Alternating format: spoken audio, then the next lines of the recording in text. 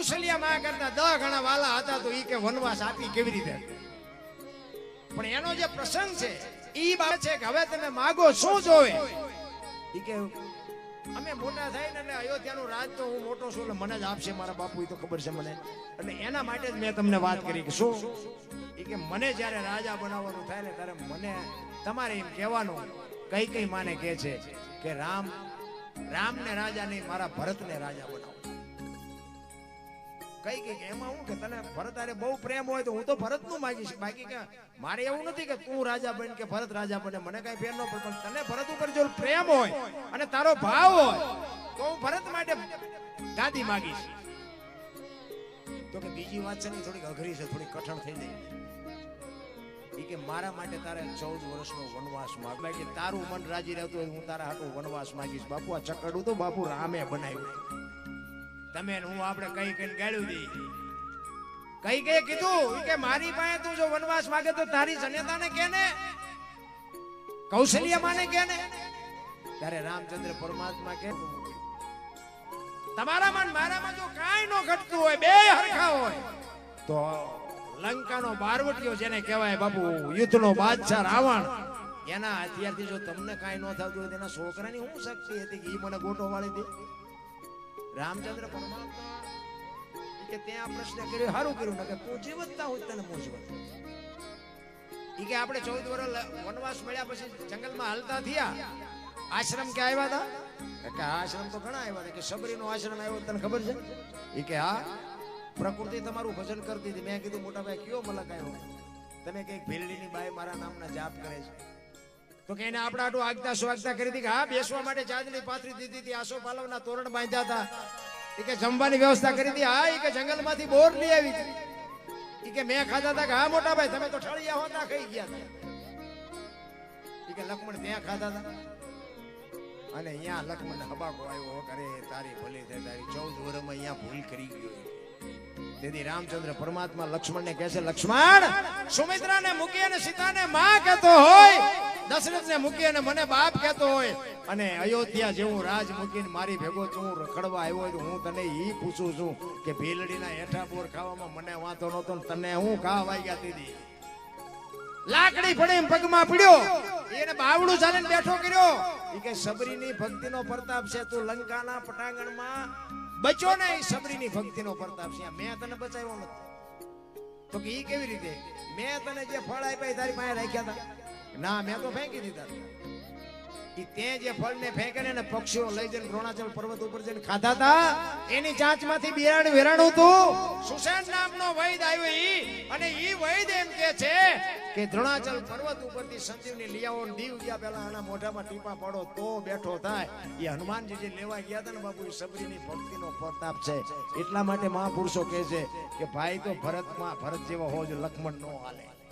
ચોકડી મારી દીધી, આટલી સેવા કરી, આપણે હાલવી સેવા 14 વર્ષમાં એક ભૂલમાં જો બાપુ સંતો ના પાડતા આપણે હાલવી ખરા છે? શું પડતા રે તમે જોવો તો આપણા આવડા મોટા ગ્રંથો નો સિક્કો લઈને ચા જાવ, એ કે શાંતિ રાખીને ગામડામાં જવાય. હવે એમાં કોઈ ડોશમાં બેઠા હોય, કોઈ ડોવા બાપા નાની દુકાન હોય, એમને ન ખબર પડે હાલે. તમારા ગામ જેવું ગામ હતું ને, ચાંપામાં એક બાપા દુકાન નાખીને બેઠા હતા, ચોકલેટ પેપરમેટ વેચતા. અહીંયા આવીને કે બાપા એક 15 ના છૂટા આપશો? કે લાવો ને આપું. 15 ની નોટ આપી ને બાપા સકરી ખાઈ ગયા. એટલે 15 ની નોટ ક્યારે બહાર? કે હમણાં જ બહાર પડી, તમને ખબર છે કે મારા છોકરા રોજ શહેરમાં જાય, કોઈ બોલ્યા નહીં. એ કે દેવા દો કે 15 માં થોડું તમારી પાસે જૂઠું બોલતા. બાપા કે ના ના આપું ખરો, પણ કે 14 આપું, 15 નું આપું. બોલ્યા મેં એમ કે 8 નથી આવ્યું, 14 તો 14 લઈ લેવાય. એ કે કાંઈ વાંધો નહીં, રૂપિયામાં તમારો જીવ બગડ્યો લઈ લો. બાપાએ ટેબલ નું એટલું ખાનું ખોલીને હાથની બે આપી. હાથની બે છોકરા સકરી ખાઈ. અને ઈ ભેટની લાઈન પૂજા થઈ ને ત્યારે ઈ સાધુ આવે અને જલા બાપા બે હાથ જોડીને કે બોલો બાપુ શું જોઈ છે? અખિલ બ્રહ્માંડનો માલિક ધ્રુજવા મંડી ગયો. વિચાર કરજો બાપુ, વાતો ક્યાં કરી, ઘણી બધી છે, પણ મેં પહેલા કીધું તેમ બાપુ વાડીમાં નાખવું, ખાનારા તો હોવા જોઈએ, ક્યાં નાખવું? ઇતિહાસ તમે જોવો તે બાપુ આપડા રૂવાડા ખડા થઈ જાય. રામ શું તમે નું ભજન કરવાના હતા? માગણ ઘરે આવે ને ડેલીઓ આડી કરે, શું દીકરા કાપવાના હતા? ચલા બાબા કે છે બાપુ માગો શું જોવે? ત્યારે કીધું મારું શરીર વ્રત થઈ ગયું છે, મારું બાવડું પકડે એવું કોઈ નથી, મને રોટલો કરી દે એવું નથી, દઈ એક તો તારું બૈરું મને આપી દે. કેવડી મોટી વાત કહેવાય. આપણા ઘરે કોઈ બાવો આવે નહીં ને આવે તો કઈ અખતરો કરતાય નહીં. આ તો આનંદ કરાવું છું. આપણો માન ફેર પડે તો વળી પાછા કે મારું ભેગવી નાખ્યું દે એવું કઈ છે નહીં. પણ ચલા બાબા વિચાર કરે છે કે બૈરું આપવામાં મને વાંધો નથી, પણ વીરબાઈમાં બાપુ જો પતિ પત્ની કા એક મતા તો સરગાપુરમાં સતા અડધું અંગ આને કહેવાય. રામ રસોડામાં માં વીરબાઈ રોટલા કરે છે. જલા બાપા ન્યા જઈ અને કહે છે હાંભળ્યું? એ લોટવાળા આજે બાપુ માં બહાર આવી અને કીધું એક સાધુ દક્ષિણા માંગે છે કે આપી દો ને. એ કે પણ એની માગણી જેવી દેવી નથી હોય કે જે માગે આપણે રાખીને શું કામ. જલા બાપાની આંખમાં જળજળી આવી ગયા. મારે કેમ કેવું તારી માગણી કરે છે? કેવું બાપુ બાપુ સારું માણા જો મળે ને તો જ જીવવાની મજા આવે, નકર બાપુ મનખો બગડી જાય. ભલા માણસ જો કોઈ કપાતર બૈરું ભટકી ગયું મનખો બગડી જાય. કાંઈ છે નહીં રામ વાતમાં. ઈ કે પણ એની માગણી જેવી તેવી નથી. ઈ એમ કે છે કે તારું બૈરું મને આપી દે. તમારી માગણી કરે છે. અને તેદી બાપુ આ ભારતની આર્ય નારી એક વીરબાઈ એમ કહેતી હોય કે ભક્તિની વેલની તો વર્ષોથી હાલી આવતી હતી, પણ આજ ઈ વેલને ફળ આવ્યા એવું મને લાગે છે. મારા બાપાએ તમને હાથ આપ્યો છે ને જો તમે એને હાથ આપી દો તો મને જવામાં વાંધો નથી. બાપુ કેવી જોગમાઈ આવે છે. અરે બાપુ કેની પાસે વાતો કરીએ રામ. આમ બાવડું પકડીને જલા બાપા આવે સાધુના વેશમાં. બાપુ આમ અખિલ બ્રહ્માંડનો માલિક બેઠો તો અને કીધું બાપુ બૈરું જોવે છે ને? કે હા. એ આમ બાવડું પકડાયું ને તેથી સતાધારની ગાદી ઉપર આપા ગીગા અને તેથી નગારા ટોકરા આરતી મંડી ની હાથે વાગવાઓ. આપા ગીગા ઉભા થઈ અને આમ નજર કરીને ખાડ ખાડ ખાડ દાંત કાઢે અને આખી વસ્તી જાગી ગઈ. બાપુ આ શું કૌતુક થયું? આ નગારા ઝાલરું ટોકરા એની હાથે વાગે? કે કાંઈ છે નહીં, બેહી જાવ હુઈ જાવ. કે પણ બાપુ કયો તો ખરા શું બન્યું? કે કાંઈ છે નહીં, વીરપુરની બજારમાં લુવાણાના દીકરાએ વીજળીના ચમકારે મોતી પરોવી લીધું. બસ વાત આટલી છે, બાકી કાંઈ છે નહીં રામ. સમય આવે, મોકો આવે, આંગણે આવે અભિયાગતને બાપુ જો એક બટકું રોટલામાં ટાંટિયા ધ્રુજતા હોય ને જિંદગીમાં કોઈ દી ગાડી ન હાલે. પાટ કાંઈક છે ને કાંઈક આપણા ઘરમાં જેટલું ભર્યું હોય ને એ બધું આપણું નથી. જોકે આમાં તો તલ ભારે આપણું નથી, પણ આપણે કોઈને કહેવાય નહીં કે આ તમારું ઘર નથી. કોઈ ભાઠાઈ નાખે. ખરેખર તો છેલ્લે જો એનું હોય હારે ન જવું આવવું જોઈએ. કાંઈ છે જ નહીં. એટલે જ મહાપુરુષે કીધું કે આંગણે બંધાવો પરબડી પંખી પાણી પી જાય. એમાં કોકદી આવે હંસલો તેથી પરબડી પવિત્ર થાય. કોકદી મારો બાપ આવી જાય ને તેથી બાપુ તમારા 360 દીનું બાપુ ફળ એક જ ઘડીકમાં તમને મળી જાય. પણ કરવાની જરૂર છે. બાકી બાપુ વાતો કરે કાંઈ મેળ પડે એવું નથી. હું તો આ બધી વાતો કરું ને અને હું તો તમને બધાને કહું કે બાપુ ઘરે કોઈ દી રાકા વેડા ન કરે. ઘરના માણસને તમે સમજાવી દેજો. અને બાપુ કોકને ખવડાવી પીવડાવી કોઈ દી કોઈનું ખૂટ્યું એવો દાખલો નથી. પૈસા વાપરવાની મારી વાત નથી, પણ કોક બાપુ જેને જરૂર છે, કોક બાપુ દવા વગેરેના પૈસા વગેરેની દવા ન લઈએ કે બાપુ એ જો મરતો હોય તો આપણને જો ભગવાને આપ્યું હોય થોડીક મદદ કરાય. કોક ભૂખો માણા તરફડિયા મારતો હોય ભૂખ હાટું થાય, રોટલા હાટું થાય, અને જો ભગવાન અપાવે તો અપાય. એમાં મારો નાશ બાપુ રાજી રહે. નકે હું તો આ તમે ઝૂંપડામાં રહેતા હોય, ઝૂંપડામાં તમે જો હાથે માઠમનો તહેવાર હોય એ ઝૂંપડામાં રહેતા હોય ને કપડા વગેરેના છોકરા બહાર ધૂળમાં રમતા હોય એને તમે કોઈક દીક જઈને પૂછજો કે હાથે માઠમનો તહેવાર છે ને ઢેબરા કેમ નથી બનાવ્યા એમ પૂછજો. અને લુગડા વગેરેના છોકરાની માં હોય ને માલમાં ઈ એમ કે થોડાક પૈસા હતા ને ગોળ ને લોટ લઈ આવ્યા પણ તેલના પૈસા નહોતા ને એટલે ઢેબરા ન બનાવ્યા. અને જો મારો નાથ કોક ત્રાજવે હોય ને એવા ઝોપડામાં બાપુ કિલો 2 કિલો તેલ આપી આવો ને અને ઈ તેલમાંથી જે ઢેબરા બને અને ઈ લુગડા વગરના છોકરા ખાય એના પેટમાં જાય અને પછી જે આશીર્વાદના ધોધ છૂટે ને ઈ મારો નાથ એમ કે આને નથી જીવાડવો તોય મારો નાથ નો મારી કે લખું અહીંયા લખી લેજો રામ. જરૂર હાની છે, બાકી તો ત્રાજુ લઈને બેઠો છે. દિવાળીનો તહેવાર હોય ને પૈસા વાળા હોય 2 રૂપિયાનો એક ફટાકડો લાવે.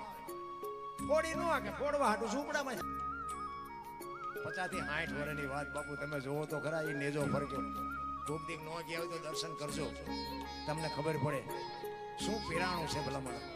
રામદેવજી બાપા ક્યાં જન્માન બાપુ અહીં તમે જોવો તો ખરા કોઈ ગામ એવું નહીં હોય કે રામદેવજીનું મંડળ ન હોય, રામદેવજીનું મંદિર ન હોય, એનો નેજો ન હોય, કોઈ ગામ એવું નહીં હોય. એટલી બાપુ આપણી કૃપા છે આપણી માથે. બાકી તો દુનિયામાં ચારે બાજુ છે ને બધા લૂંટવા જ બેઠા છે. બહાર જાવ ને લાવો લાવો જ કરે, લાવો લાવો. દુનિયાના બાપુ પ્લેન ઉડાડતા હોય તો ભલે, પણ એક બાપુ 24 કલાકમાં અડધી કલાક મા બાપ પાસે તમે બેહો ને, મા બાપનો આખી જિંદગીનો બાપુ થાક ઉતરી જાય કે હજી મારો દીકરો મારી પાસે આવીને બેહે છે. બાપુ એની જે ખુમારી હોય ને દીકરાની હૂંફ જોવે છે. ઘણા આશ્રમમાં મૂક્યા પછી એમ કે ગમે જે જોતું એ આપી દઈશું, જોતું આપી દેવાની. દીકરા એને હૂંફ જોવે છે, એને બીજું કાંઈ નથી જોતું. રોટલા તો બાપુ એક બાવા ખવડાવે અહીંયા મળી રહે. હૂંફ જોવે, સંતાનનો પ્રેમ જોવે કે મારો દીકરો આટલું કમાય પણ મને હજી પૂછા સિવાયનું પગલું નથી ભરતો. બાપુ એની કહું તૂટે ભલા. હું એટલા માટે હું એટલા કહું, મારા ઘરે તમે મારા દીકરાના દીકરા છે, દીકરીઓ છે, નાની નાની છે, કોલેજમાં ભણે છે, તમે આવો જો બાપુ તમને આવીને જય માતાજી ન કરે, પગમાં ન પડે તો બાપુ હું જીવું તો શું, મોટી મોટી કરું તો શું, ન કરું તો શું, એ પહેલા આપણે પાડવા પડે. આપણે બાપુ પેઢીને ઉજાળવી હોય ને, હીરો હોય ને, હીરો આ ધરતીમાંથી નીકળે ને તારે એનું પાંચ્યું ન આવે. એ તો આમ હરણ ઉપર ચડે ને પછી આમ પેલ પડે ને, પેલ પછી એનો ઉઘાડ થાય, અને ઉઘાડ થાય પછી બજારમાં જાય ને પછી બાપુ એના રૂપિયા બોલાય. પેલ પડ્યા વગર કઈ છે નહીં. પાથરા તો એ પૈસા વાળા છોકરા ઉભા વાડા જેવા ગામમાં રખડે, કોઈ દીકરી નથી દેતું. 40 વર્ષના ઈ રખડે. શું કરવા પૈસા ને? પેલ પાડ્યા વગર ના છે. પણ નકરું ભણતર નો કોઈ મતલબ જ નથી. ભલા આ ભણતર વધ્યા પછી આ ગઢાના આશ્રમ ખોલ્યા. આપણા ગઢાને ખાવા ધાન નહોતું, રહેવા મકાન નહોતું, તોય આશ્રમ નહોતા. અત્યારે તમે જો તો આશ્રમ હજી બની નથી રહેતા તા ભરી જાય છે, બની નથી રહેતા તા ભરી જાય. બોલો તો આ ભણતરને શું કરવા? જેને આ દુનિયા બતાવી છે, મને તમને આ દુનિયા બતાવી છે, આપણા ભગવાન કયો, માતાજી પિતાજી જે કયો, જો આપણા મા બાપ જ ન હોત તો આપણે આ દુનિયામાં ન હતી. મા બાપને બાપુ જો એક બટકું રોટલો દેવાની તૈયારી ન હોય ને આશ્રમમાં મૂકવાની તૈયારી હોય તો આપણી પ્રજા શું આપણે શું એની પાસે આશા શું રાખશું? કોઈ મતલબ નથી રાખતો. પછી ફોટા અગરબત્તીઓ કરે, રોટલા બનાવીને ફોટા નામ દેખાય. અમે રોટલા બરોબર છે, પછી આ દેહ કઈ કામ ન કરે, વાત મુદ્દાની છે. પણ જીવ હોય કેવો?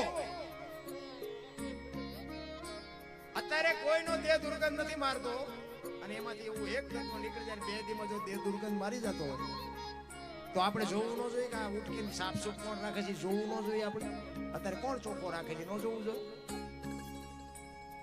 પણ આપણે હરિદ્વાર વાળા કે દ્વારકા જવું, સોમનાથ વાળા કે પાવાગઢ જવું, તો હાચું ચા છે?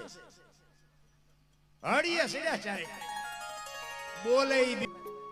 મેં કોઈ પુરાવો તો નથી, પણ મેં કીધું કાન છે તારે? કાન તો કે હા. ક્યાં છે? એ કે આય છે. દેખાય કે દેખાતો ને? હવે તને તારો કાન નો દેખાય, ભગવાન થોડો દેખાય? નકર આ કાન ને આંખ ને જે 4 આંગળનું છેટું છે ને બેટા, એટલું છેટું તું હું કાળા ધોળા કરસ ને બધી એને ખબર છે. પણ આ કાન છે એનો તને વિશ્વાસ છે, ને ઓલો છે ને એનો તને વિશ્વાસ નથી. ફરક એટલો છે, બીજું કાંઈ છે નહીં. મરી જાયશ મરી. તું હોઈ જાસ ને તારા શ્વાસા કોણ હાકે છે? તું ખાસ ગમે કલર નું અંદર લોહી લાલ કોણ બનાવે છે? તું હાજે હોઈ જાસ સવારે તને જગાડે છે કોણ? હજી આટા મારવામાંથી જ ઊંચા નથી આવ્યા. અને વાત એ સાચી નથી. તમે ખાવ ગમે એ કલર નું બાબુ, મારી પાસે લોહી લાલ જ નથી બનતું. પછી દરબાર નું લાલ બને, પટલ નું લાલ બને, કોળી નું લાલ બને. નકર એ બધું અલગ અલગ ન બનવું જોઈએ. શરીરની રચના એવી ઈશ્વરે કરી છે ને, આપણે બાપુ બહાર જ આટા માર્યા. આ તમે જો 2 આંખું છે ને, ચાર્જિંગ નહીં કરવાનું, બેટરી નહીં, કઈ શેડા નહીં, કોઈ પાવર નહીં પૂરવાનું, કઈ નહીં. બાપુ આખી દુનિયા જોવાય ને. પછી એક આંખ થી જોવો તો એક દેખાય, 2 આંખ થી જોવો તો એક જ દેખાય. ને હાઈવે માં આમ 2 આંખ છે, 2 ખટારો ન દેખાવા જોઈએ. ખટારો એક હલ્યો તો 2 ન દેખાવા જોઈએ. પડી લઈને ભટકાય તો ખબર પડે કે એક જ હતો. ઈશ્વરે કેવી રચના કેવી કરી છે. પાછા તમે જો આંગળા વળે, કોણીએથી વળે, ખંભે કેવા મિજાગરા ગોઠવા છે. તો જો 2 વ્હીલનું મોટરસાયકલ હોય, સાયકલ હોય, જે પૂરા કોઈ ઘોડી ચડાવવી પડે ને. આપણું 2 જ વ્હીલનું છે, ઘોડી ચડાવવી પડે. ગમે ઉભું રહે ને તોય આપણે હજી કઈ ભગવાને કઈ આપ્યું નહીં, કઈ આપ્યું નહીં. એટલે પણ તને ભગવાને કેવો કરોડો રૂપિયાનો બાપુ અમૂલ્ય દેહ આપ્યો, તોય હજી તને સંતોષ જેવી ચીજ નથી. ભલામણ શું ઈશ્વરે તમને દેવામાં બાકી રાખી છે?